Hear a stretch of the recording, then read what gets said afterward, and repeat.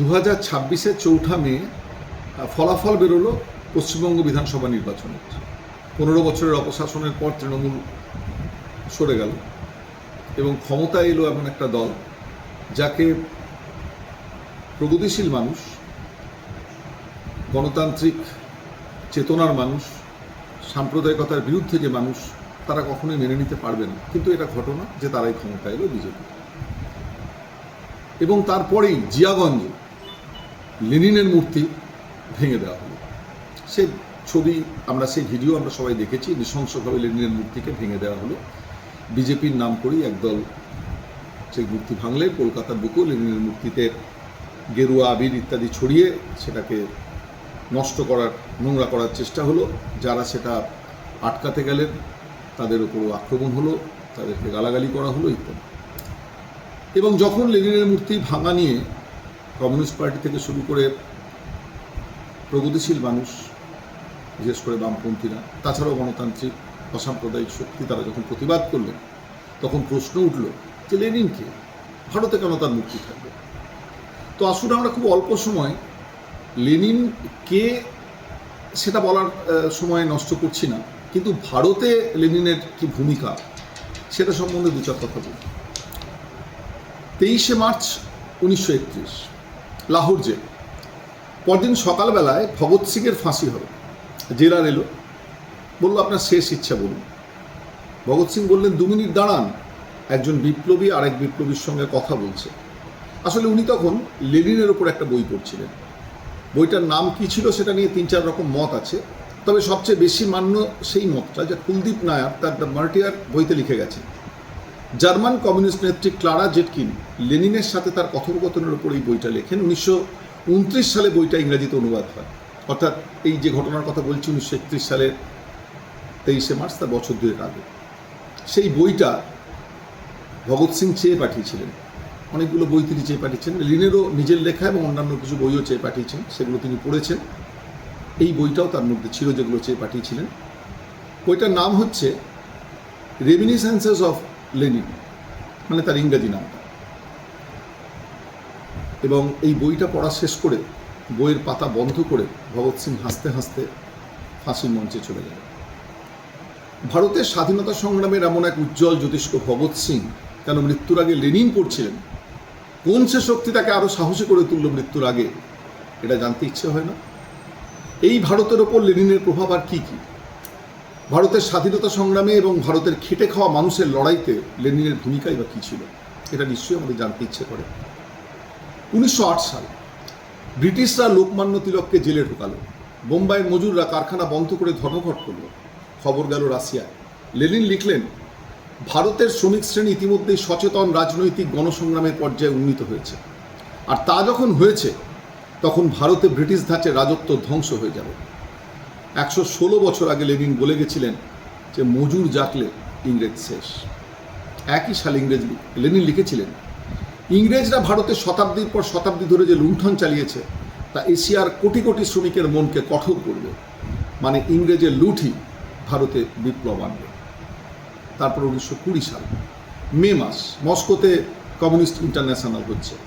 নরেন্দ্রনাথ ভট্টাচার্য, যার ছদ্মনাম মানবেন্দ্রনাথ রায় বা এমএন রায়, তাকে লেনিন ডেকে পাঠালেন। তাকে বললেন যে দেখো, ব্রিটিশ ভারত হলো সাম্রাজ্যবাদের পেট।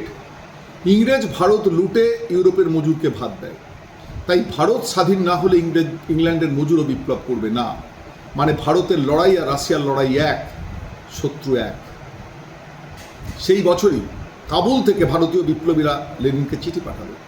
লেনিন জবাব দিলেন, আমি খুশি যে শ্রমিক ও কৃষকদের প্রজাতন্ত্রের দ্বারা ঘোষিত আত্মনিয়ন্ত্রণ আর শোষণ থেকে মুক্তির নীতি প্রগতিশীল ভারতীয়দের মধ্যে সাড়া ফেলছে, যারা স্বাধীনতার জন্য বিরচিত লড়াই চালিয়ে যাচ্ছে। মানে লেনিন ভারতের স্বাধীনতা সংগ্রামকে নিজের লড়াই বলেছিলেন। শুধু কথা নয়, লেনিন কাজ করেছিলেন। আগেই বলেছি 1920 সালে বাঙালি বিপ্লবী মানবেন্দ্রনাথ রায়কে তিনি ডেকে পাঠিয়েছিলেন। তাকে সেদিন লেনিন এও বলেছিলেন, ভারতে যাও, কৃষক মজুরের পার্টি বানাও, কংগ্রেস জমিদারের দল, ওরা আপোষ করবে, তারপর তাসখন্দে ভারতের কমিউনিস্ট পার্টির জন্ম হয়। একা এমএন রায় না, নরেন্দ্রনাথ দত্ত, আজকের হিন্দুরা যাকে স্বামী বিবেকানন্দ বলেছেন, তার ভাই ভূপেন্দ্রনাথ দত্তকেও লেনিন মস্কোতে ডেকেছিলেন 1921 সালে। ভূপেন্দ্রনাথ লেনিনকে বোঝালেন, ভারতের কৃষক মরছে খাজনায়, জমিদার আর ইংরেজ এক। লেনিন শুনে বলেছিলেন, তাহলে কৃষককেই অস্ত্র ধরতে হবে। 1921 সালে মালাবারের কৃষক বিদ্রোহের খবর গেল লেনিনের কাছে। লেনিন প্রাবধা পত্রিকার সম্পাদককে নোট লিখলেন, ভারতীয় কমরেডদের আরও বেশি ছাপার জায়গা দিতে হবে, যাতে তাদের উৎসাহিত করা যায়। মানে লেনিন ভারতের কৃষকদের লড়াইকে নিজের কাগজে ছাপাতে চেয়েছিলেন। ভগৎ সিং 10 বছরের বাচ্চা যখন লেনিন এই কথাগুলো তখন বলেছিলেন। ছেলেটা বড় হল, বোমা মারল। 1928 সালে দল বানালো HSRA, আগে ছিল HRA, হিন্দুস্তান রিপাবলিকান অ্যাসোসিয়েশন, কিন্তু HSRA মানে হিন্দুস্তান সোশ্যালিস্ট রিপাবলিকান অ্যাসোসিয়েশন। এই এস বা সোশ্যালিস্টটা লেনিনের থিসিস থেকে ধার নিয়েছিলেন ভগৎ সিং। কারণ লেনিন শিখিয়েছিলেন, স্বাধীনতা মানে শুধু সাদা সাহেব যাওয়া নয়, স্বাধীনতা মানে মিলের মালিক, জমিদার, মহাজন এদের রাজও শেষ করা। না হলে এক শোষক যাবে আর এক শোষক আসবে। 100 বছর পর দেখুন, ইংরেজ নেই, কিন্তু লেনিনের কথা মিলছে।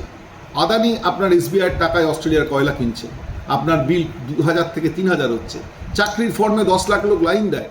এটাই লেনিন 1916 সালে ব্যাখ্যা করেছিলেন, নাম দিয়েছিলেন সাম্রাজ্যবাদ। মানে বড় মালিক ছোট দেশ লুটে খায়।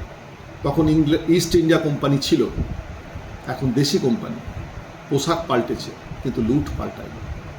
তাই জিয়াগঞ্জে লেনিনের মূর্তি ভাঙে, কারণ ওরা জানে যে 1908 সালে লেনিন বলে গেছিলেন, মজুর জাগলে ব্রিটিশ রাজ শেষ।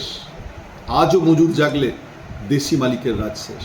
তারা যে ব্রিটিশ সাম্রাজ্যবাদের এক সময় দালাল ছিল, এখন যে তারা বিদেশি পুঁজির দালালি করছে, তাদের রাজ শেষ।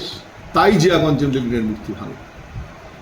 ভগৎ সিং মৃত্যুর আগে লেনিনের ওপর বই পড়ছিলেন, কারণ লেনিন ভারতের লড়াইকে নিজের লড়াই বলেছিলেন। এটা ভগৎ সিং জানতেন, আমাদেরও জানতে হবে। আমাদের মধ্যে যারা জানেন না, তাদেরও জানাতে হবে। লেনিন আজ থাকলে পার্টি অফিসে মালা পরতেন না, আপনার সাথে ইলেকট্রিক বিলের লাইনে দাঁড়াতেন, তারপর বিদ্রোহ করার কথা বলতেন। এবারে আপনি বলুন যে আপনি মালিকের পক্ষে না আপনি মজুরের পক্ষে। কমেন্ট করুন, আর ভিডিওটা অন্তত 5 জন বন্ধুকে পাঠিয়ে তাকেও জিজ্ঞেস করুন যে তিনি মালিকের পক্ষে নাকি তিনি মজুরের পক্ষে। একটা কবিতা আছে না, কোন দিক সাথী কোন দিক বল, কোন দিক বেছে নিবি তুই, হয় পাছাটা দালাল আর নয়তো এক লড়াকু শ্রমিক হবি তুই। কোন দিক সাথী কোন দিক বল, কোন দিক বেছে নিবি তুই।